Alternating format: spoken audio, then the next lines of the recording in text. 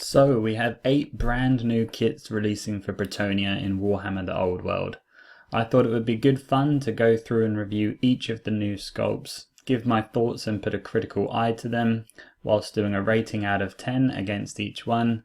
Let's celebrate the good as we hype ourselves up for the release and remind ourselves of what's coming. And funnily enough, I thought I had finally decided on going with Tomb Kings, and after this review, I'm literally undecided all over again. Alright, so we kicked things off with the new questing knight. He looks really solid in my opinion. There is a case for him looking a little plain and simple, and I think that stems from his stance a bit. He sort of gets overshadowed, almost outdated by the Knights of the Realm kit, which we'll look at in a moment. I feel like they just, they feel a little bit more modern of a sculpt compared to him now that we look back. He has some very thick model elements in areas around the cape, and some things they feel a little bit blocky. A lot of people don't seem to like the lantern, and I can see that because Games Workshop don't really model special effects well. Smoke and other such things generally never end up working out. It's kind of the same here. Overall though, I love the design of him carrying all of his stuff, all his little components to this model. I think it really saves the miniature and gives him character. At the end of the day, this is a Bretonnia hero through and through, that's undeniable. For fun, we can actually see he poses very similar to well-known 40k paladin himself, High Marshal Helbrecht. The Orc and Goblin players are definitely going to be hunting you on the battlefield running this guy. But all said and done, I'm giving him a 7 out of 10, a good addition to the line. Next, we have the Battle Standard Bearer on foot. The first things that strike me are like the head crest on his helmet and the ornament on top of the staff. Don't get me wrong, these are traditional things we see throughout the old range of Bretonnia. It just does not quite seem convincing enough in its level of detail, maybe being too chunky. That's also a super chunky banner, which kind of loses a bit of realism. It's too thick.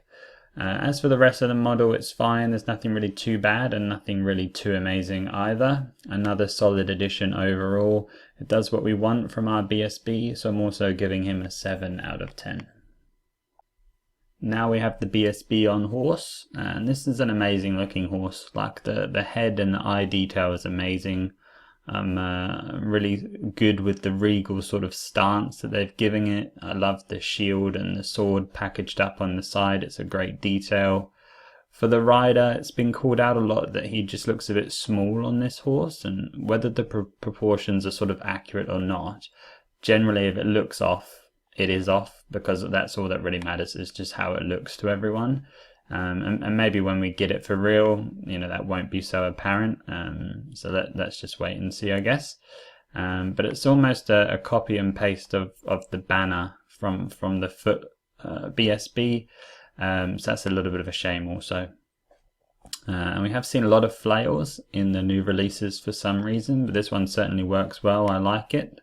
I'm giving this a 7.5. We're working our way up the cool wall here. Okay, so Lady Elise Duchard, +1 point out the gate for the cool name. It's hard to say bad things about this model because it's really nice. It's the elegant lady type character we want. It's nicely simple in a good way. The sculpt of her face is really good. We have seen, even recently, Games Workshop kind of struggle to hit widely happy consensus on their female faces, but this is really good. I love her tiara headdress. Her staff is really nice. As for the unicorn, I feel like it's okay. Just as I keep looking, it seems to feel a bit off. The facial expression just doesn't quite look right. Like when you see a photo of yourself when you weren't paying attention properly, making a weird face kind of thing.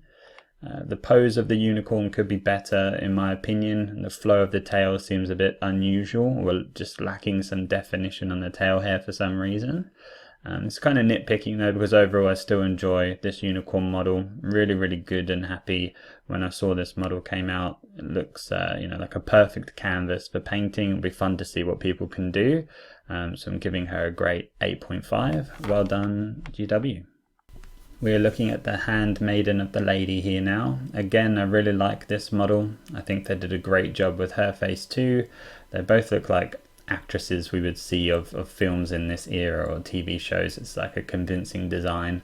I really like her dress. I think it's right on theme and not too over designed. Her staff is simple, but it's cool. They aren't about big crazy things and jewels. That's kind of the point. But I can't help feel like, are you in the process of gracefully falling over? Like, how are you balancing on those flowers though? It's pretty funny in that sense, but it's the rule of cool that prevails because it does look nice and gives her more stature. I'm giving this one a good 8 out of 10. Well, the Knights on Foot basically broke the internet when they were announced, because up until then we basically had single models and a lot of speculation if any new troops for either army was going to come. And oh boy, they're awesome. When you look at the unit champion there, he's almost as good a stand-in for a questing knight on his own, in my opinion. The faces on all these new kits have been really well done, and that's no exception here either. We also get our first look at female knights, which is also a really cool addition to the line, and I think look great also. The detail in all of these, the extra bits we're going to have available to us to work throughout the army is just going to be a joy. I'm very interested in the scale of them versus the rest of the range and the knights on horse that they're sort of replicating. That'll be a big deal, but we'll just have to wait and see there. If any critique could be had, it's maybe that they're a little bit too busy or over the top, but I think that's the right direction overall. It's a really standout kit. It does fit the theme to be that way.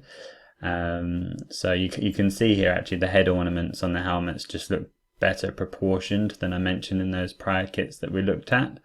And I'm just most excited for these out of everything. They're just really spot on, so I'm putting them at a big 9 out of 10. So the Lord or Duke on Pegasus, it would be really hard not to love this, wouldn't it? It's a really majestic centerpiece, well-designed model.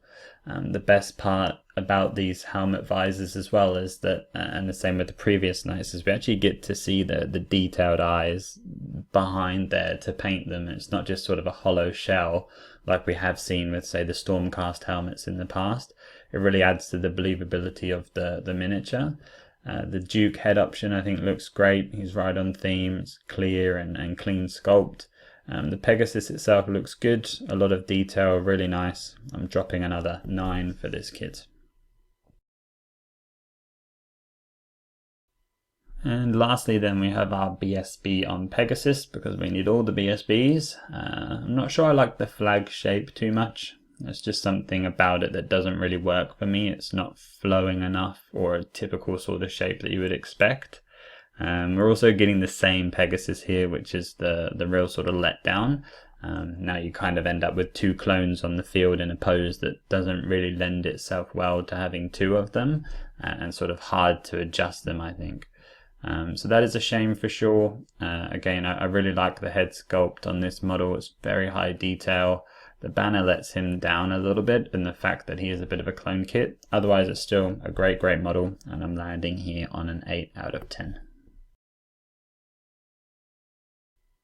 So there we go, that's all the new kits coming to Bretonnia in the old world. Is it enough to swing you that way? And can we rob those realm knights on foot to give, back to some of our poorer older models, I wonder. Thanks for watching, and I'll see you in the next one.